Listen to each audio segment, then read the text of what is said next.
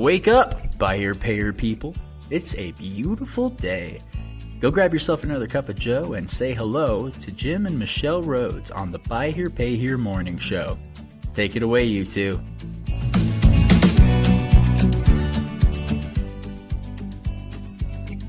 Good morning, everybody. Hello from the road. Rhoads Warriors are quite literally on the road today.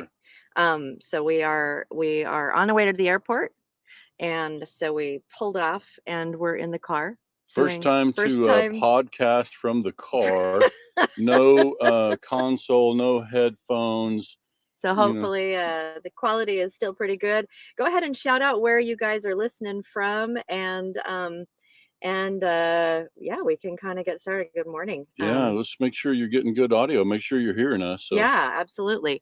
So we are on our way to the airport, like I just said, in the car, and we're on our way to Arizona. Yep. We have the Arizona Finance Conference this weekend, and we will be there all day tomorrow and Sunday, but we'll be presenting twice on Sunday. So Correct. Those of you who are there, make sure you pop on in. And if you're not actually physically there, we are going to be doing a live broadcast of our address and our addresses. Yeah, we got and two. So you can pop on that way and kind of get a feel for some of the things that are happening at that conference. Yeah, we'll put those things out there on the Facebook groups, and you'll be able to find it on YouTube where we're going to broadcast those particular sessions. But I'll just remind everyone we're doing one on sources of capital, like different types of capital, ways to fund your business at different stages,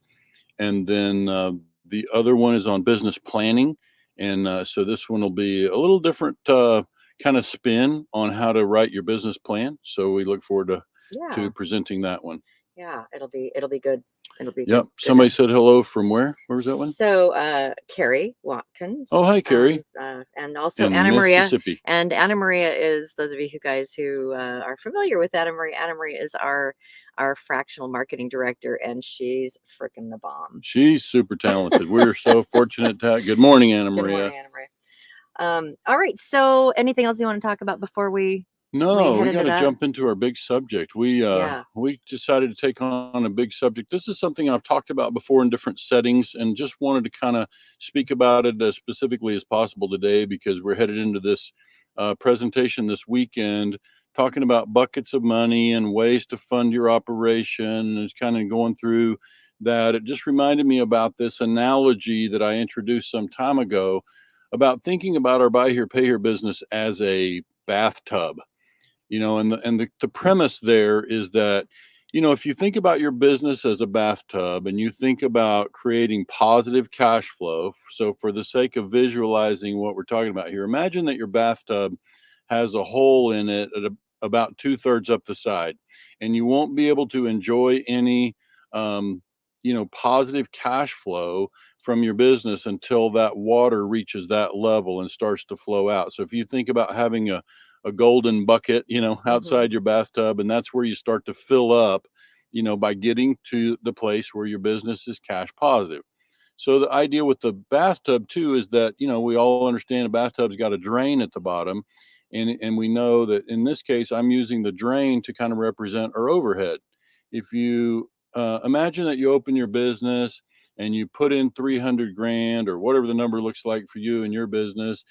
And now, even before we start to sell cars, if you're a brand new business, before you started to ever create any income and incoming car payments, that obviously the drain is open. We've got rent going out. We've got, payroll starting to go out, utilities. And that's really what I'm suggesting that we visualize, is that our business starts to have cash flow out from the jump. Even if we just put 300 grand worth of water, if we dumped a big bucket of water into the bathtub, that water starts to recede, it starts to drain out from the beginning. And that's actually everyone starts kind of negative, And it's as we go through and talk to new dealers or people that are thinking about getting into the business, and we run them through cash flow profit forecasting, that many of them might have 250,000 or $500,000 that they want to use to get their business started. And it's interesting to see once we kind of map this out that there's a lot of money that ends up going out at the beginning, and all of those all of the overhead. And so, if all of the different things from rent to utilities to anyone that you're employing as Hmm. well. And then there was another piece that you mentioned too, which is an important piece of overhead, and that is your owner draws and salary. Yeah, so I think before we get to that, I might just kind of explain that. And listen, most of our listeners are, have mature businesses and they understand this quite well. It's just I may be asking to think about or visualize it in a different way and help others visualize it. Mostly thinking about new people here is that when you start this thing, you've got this negative cash flow, then I think it's easy for us to begin to understand if we start to create income at the 3 month mark or the 6 month mark, that can be a big difference. Obviously, how much money we put in the bathtub to begin with is one thing, but the longer we wait until we're able to start creating cash flow, or the longer we wait until we create that first 100 or 200 contracts, that the more cash the business is going to require. Because why? Because the bathtub drain is open the whole time. And so whatever money we're putting in the business, a certain amount of that is going out the drain. And so the only way we're going to get to that place where we fill the bathtub is to make sure we create enough contracts. And the earlier we can do that, this is the part that I often find myself going through and illustrating for dealers when we're doing our cash flow modeling, is show them the impact of early sales. And why I think it's Hmm. important for us when we're new to, sometimes we're nervous, right? When we're brand new in business, we're a little nervous about the underwriting. We're a little nervous about putting contracts on the road. And I always ask my dealers to think about, I would be more nervous about that bathtub drain being open, because we know whatever money you put into that bathtub, we know the money that goes out the drain is not coming back. Right? That's Hmm. overhead, that's payroll, that's utilities. When you write a check to your local electric company, they don't pay you back in payments, right? Hmm. But the customer may or may not pay you back in payments. The utility company is definitely not. So I'm always more nervous about that overhead soaking up too much cash. And I think it's important for us to get comfortable with making some deals, create some contracts, create some cash flow, because we need to make sure that, in a way, we're having our customers, help support that overhead by making their, $450 a month payment or whatever it looks like. So it's just the illustration is, we're trying to get to this place where we're creating enough cash flow that we're able to enjoy some positive cash. And most of our listeners today understand this quite well. But I would just say it's important to recognize that the difference between profit and cash flow. I'm not talking about profitability. You can be profitable in month number 1 and month number 6 of your business, and that doesn't necessarily mean you're creating positive cash flow. So yeah, it's just important to recognize that what I'm really referring to here, and just by definition, when I'm saying positive cash flow, I'm really typically talking about operationally. There are basically three types of outflow in the business, in my way of thinking about it. There's this overhead that's going out the drain. There's the cost of replacing inventory, and that's different to me. That's an earning asset. The money that we put into contracts and receivables, those assets are earning. And so I'm less concerned about the dollars that we put into those assets. I'm more concerned about that overhead. But when we get to the place where our positive or cash flow coming in from car payments and down payments exceeds the overhead and the cost of replacing inventory, that's what I would call positive cash flow. Now, if Amanda Sanchez and Hugo are listening this morning, from a taxation standpoint, we obviously, the third piece for that for me is going to be income tax. We Hmm. always want to allow for that. But typically when I'm talking about positive cash flow, I'm just talking operationally, getting the operation to a place where it generates positive cash to help pay those taxes. Yeah. We need cash. We need positive cash out of our operation to be able to do that. So let's when we were talking about this earlier today, you wanted to talk a little bit about owner draws and salary. Yeah, so I think about, and listen, this is no, indictment of anybody. Most of us, and I'm one of those that advocates for people to create a salary in their business. If they're going to be the one managing the business, then if anybody else had a business, they would need to be paying a manager. So I think it's perfectly appropriate to pay themselves a salary, from an early stage. But we obviously have to build that in the business plan, and we have to allow for enough. But when we take too much of that cash early on, then obviously that contributes to this drain factor, because now the money that we put in initially, and this is initial equity. And listen, if our lenders out there, or people who do lines of credit, if I were a lender loaning to a buy here, pay here operation, it's something I'd be watching quite closely, is how much of the cash that goes in the business, comes out of the business to overhead and to the owners. Because whatever those dollars look like, that delays the company's ability to get to this place of positive cash flow. Now, we can talk to lenders. I can't say how lenders feel about positive cash flow. Obviously, the dealer needs to show enough cash flow to support their debt. But really, I'm just saying, operationally, I'm always trying to help dealers who are getting in this business find ways to get to positive cash flow, at least on a per location basis. So if you're thinking, I'm going to open and I'm going to have 3 stores or 10 stores, then I would at least be suggesting, let's think about on our first location, let's not open a second location until we're in that positive cash flow So position. that first location is now creating more cash flow than is going out through the drain. Correct. I wanted to ask though, owner draws and salary.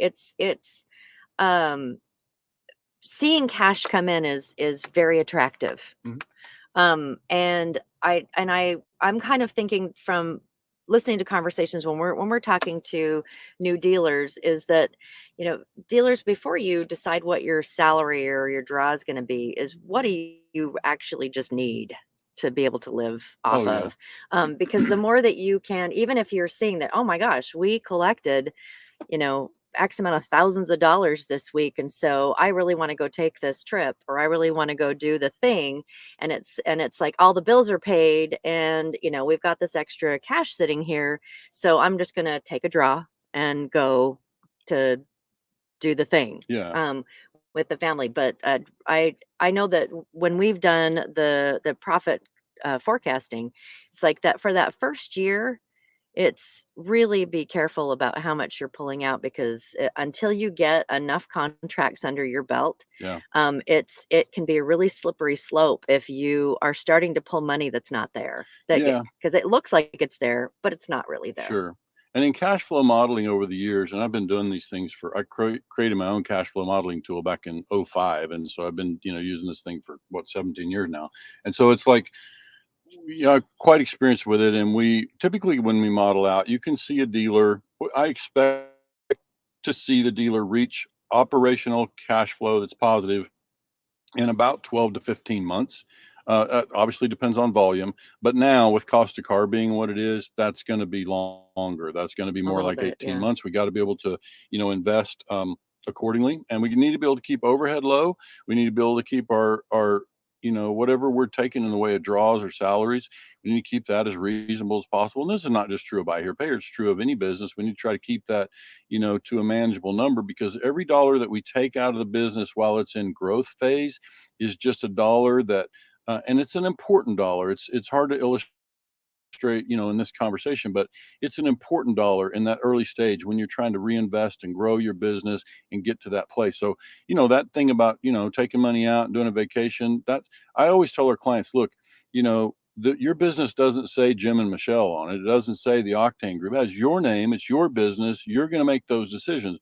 We're just trying to help you understand the impact of those decisions, and so that you can make a judgment for yourself, what really is going to help. I think this bathtub analogy was the best way that I could help people think about, obviously, if you think about that bathtub having 3 different faucets on it, Hmm. around the edge of the tub. And so there's money coming into that faucet, or into those faucets, from 3 different sources. Number one is going to be car payments. That's obviously when we start creating contracts. And even before that, you've got down payments, but this one here, we're just saying one of the faucets is car payments coming in, principal and interest we collect from the customers. So that's helping to fill the bathtub, right? And now we've got down payments. When we sell more cars, we get more down payments. And so that down payment goes in the bathtub as well. And so that helps obviously to support that. There would obviously be owner investment. We see owner investment coming in. There's going to be maybe draws from external capitalization that will be a factor. But really, we're obviously trying to optimize the dealer's cash, whatever's invested privately or personally. We're trying to optimize that cash and create as much cash flow, from we're creating whatever money's invested. We want to create as much cash flow from that capital, that Mhm. initial capital as possible. That's always our recommendation to our clients. And overhead is not typically money Yeah. generating. No, So no, yeah. we wanna minimize that. And so now the third faucet would just be cash sales. And some of our dealers do some cash business. They might do, indirect financing, some third party stuff, or sell paper to an outside party. But whether even they just sell cash, um, so I'll answer George's question next here, but just to finish the thought on the cash sales, obviously, if we create some cash sales, that profit also helps to go into this bathtub and helps to get there. And George, your question about can everybody see to the screen? It says George is asking, how do you consider inventory replacement in the cash flow model? It is just an outflow category. It's the one that I'm least concerned about, George, because those dollars that we put into inventory are earning assets. So really there's initial inventory, right? And so whatever we spend initially, that is an asset. So I'm less concerned about that. Obviously, if we're buying well, we should be able to liquidate that. It's just choosing to put our cash into inventory instead. So it's still sitting there as a hard asset. But Mhm. then now as you start to create contracts, then where it really belongs in the cash flow model for me is the cost of replacing inventory. If we're selling 20 cars a month or 40 cars a Mhm. month or whatever that pace looks like. And by the way, as you start to visualize this, you see the benefit of being consistent, in that volume. Ideally, we would all be kind of, consistent in what we create or growing, but if we're consistent, then we can kind of know what we need to spend to replace inventory each month. Mhm. And now we can better forecast when we're going to, reach that positive cash flow number and have money coming out of the tub. I wanted to ask, kind of based on what George just asked about the inventory, is that um, part when we're doing the cash flow profit and forecasting, that your model is a really big factor in how far your money can go too. Sure. And so there's, we see all kinds of different models of buy here, pay here from, where it's the clunker car to we deal with imports. And so it's mostly, Hmm. some of the higher end cars because their clientele, they're looking at the doctor, the lawyer, or whatever it is that Right. that is a higher end client. Now, it's really interesting when we run through these numbers how, uh, as I've watched the reaction of some of these dealers or some of the dealers that we work with that you go from an ACV of 9,000 to up to 13,000, up to 15,000, up to 20,000, and how quickly the lower the ACV on a lot of these, it's that you become you get to a place where you're cash positive a lot faster Sure. than you do with the higher end vehicles. And so, one of the things that we've encouraged a lot of the dealers that we've worked with is start with that, or start with something that's a little bit more affordable, and then work your way into the other, so that that you have the ability of getting yourself cash positive, because that is probably the most important thing for you to be able to do as quickly as you can is get cash positive. Yeah, and one of the things I incorporated just a couple of years ago, I started doing when we do cash flow modeling, and folks can find this out there in our, first 10 things to know about the buy here, pay your business, or before getting in the buy here, pay your business, I think is what it said. But I started to do some side by side cash flow modeling to illustrate just what you're talking about there, how having a higher ACV impacts the cash, obviously. And so that you kind of start to get into, and we can save this for another day, but strategy in buy here, pay here kind of falls into two categories for me. It's like you're either, when you open up your business, you're focused on this positive cash flow. And I saw that Hugo Sanchez chimed in. He's obviously somebody who sees these numbers all the time.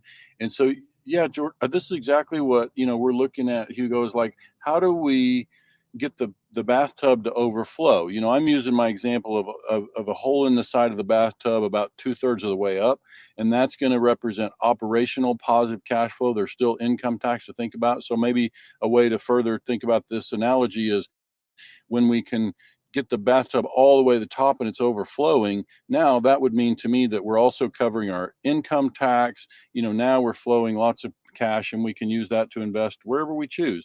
But to finish the thought on the two strategies, you're really either focused on cash flow, positive cash flow, or you're focused on equity, which means you're prepared to invest and grow your business. You're okay with deferring positive cash flow, and you're focused on building equity, creating a lot of receivables, creating net worth in your business. And so that's a little different strategy. Requires a lot more capital. It requires a much longer game. And we've all met dealers that have been in this business for many years, still in growth mode, have never seen a positive cash dollar because they're always growing and choosing to reinvest and build. So this is something I think we just all need to think about. This bathtub analogy was just a way for me to help dealers visualize the stuff that we see in spreadsheet form regularly. And I think that the big takeaways for me are always, let's create business. Let's the cost, and I started to call it the volume formula. Like the cost that we suffer by delaying volume is pricey. So it's important of sourcing cash, and of course we'll be speaking on that on Sunday. Is sometimes we have to source external cash, even if it's expensive, because the cost of if we're paying some external source to fund contracts, at least that money is associated with these earning assets. When we pay that money to the utility company, there's nothing more expensive than that. That money's not coming back. And so when we think about expensive money and buckets of money, yeah, we'd rather not pay for the expensive money when our business is young, or immature. But the reality is the cost of not doing business is higher. And so this is the part I'm trying to really illustrate. One point I wanted to make too, and it's we deal with brand new dealers that are less than a year in, or ones that we're helping get them into business. And when Jim mentions it's really important early on to get as many contracts as you can on the books, so that you can start to create some of that cash flow. It's when we have a new dealer and they're going through their first dozen or so deals, that, oh my goodness, the amount of nervous, because most of the time new dealers are coming from a space where they are what we would consider A or B paper anyway. I mean, they've managed their money well, they've done all the things. And so when they have someone come in, and it's like they know in theory that this is a D paper customer, that's and that they know that in theory. But it's just so funny to me that when they run their first credit pull, and they're like, oh my gosh, they've had a bankruptcy. Right. Or, oh my gosh, they've had, and it's just, it's kind of funny to watch their reaction, because they want to pull the reins back. It's like, this is not a good good risk. And it's like, yeah, this is your customer, and you're gonna see a bankruptcy. You're gonna see potentially a repo. You're gonna see charge offs. You're going to see these things. And so the sooner you can get comfortable with seeing them and determine what threshold that are they in a current bankruptcy? Obviously you can't do anything with them. Did they have like 2 repos in the last 2 years? That's something you might want to think about. But if it's been a year since they had a repo, or it's been 2 years since they've had a repo, then it's like, all right, this is our customer. Our customer is going to have this happen. So, those of you who are out there listening right now, just understand that's, it. Don't be scared. Yeah, yeah, no, it's true. That's an interesting thing that we find ourselves doing early on because, I always say in the old nursery rhyme or whatever, the story of the tortoise and the hare. People know I'm the tortoise every time. Yeah, I'm the long I'm the game. I'm hare. I'm steady and kind of looking to play long game. And I've Uh-huh. also said many times throughout my career, articles and what have you, I've said over the years that it's a mistake to move too fast in this business. I just see Yeah. that as something, and we covered that with Brent Carmichael on our other podcast not long ago. But it's like it's a mistake to move too fast. I think what I'm also suggesting here is it's also a mistake to move too slow. And so we Yes. have to, part of the role that we find ourselves playing when we're launching new dealers is kind of giving that nudge, giving them that reassurance, and helping them to remind them that we need to produce sales here.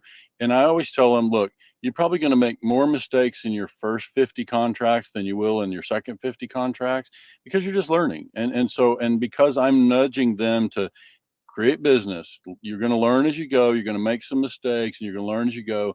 But it's just kind of an illustration here is we got to start putting water in that bathtub, Yeah. because if we don't, the money that we invest as dealers is just draining out the bottom. And so this is where we just know that there's a balance that we have to strike.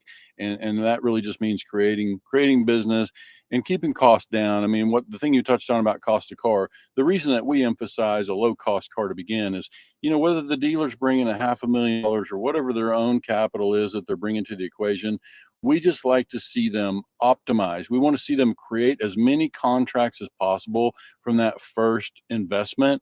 And so that's what it's all about. It's about, and so that means lower ACV gets us there faster. We're just Mhm. trying to create contracts, and then you can catch your breath and readjust. And that's another thing that it's been interesting to observe, that uh that again, the new dealer coming into the space is an A or a B paper. And so they're wanting to put cars that are something that they would want to buy. Right. And understanding that especially if you're looking for something for a lower ACV, there's gonna be some dings. Hmm. The car doesn't necessarily have half the paint missing. Right. But it's gonna be something like you would put your teenager in as their first car, knowing that there's a good likelihood that they may, do something to it and damage it more. Right. And so yeah, that's another thing that it's been interesting to kind of watch how that the idea of what type of car Hmm. shifts. And it's one of the things that I would be interested to see, and we've been talking about doing, with seeing if some of our clients would be interested in doing kind of a split test. We're all about testing, but if they have a lower and a higher price car, and I think it's red, white, and blue.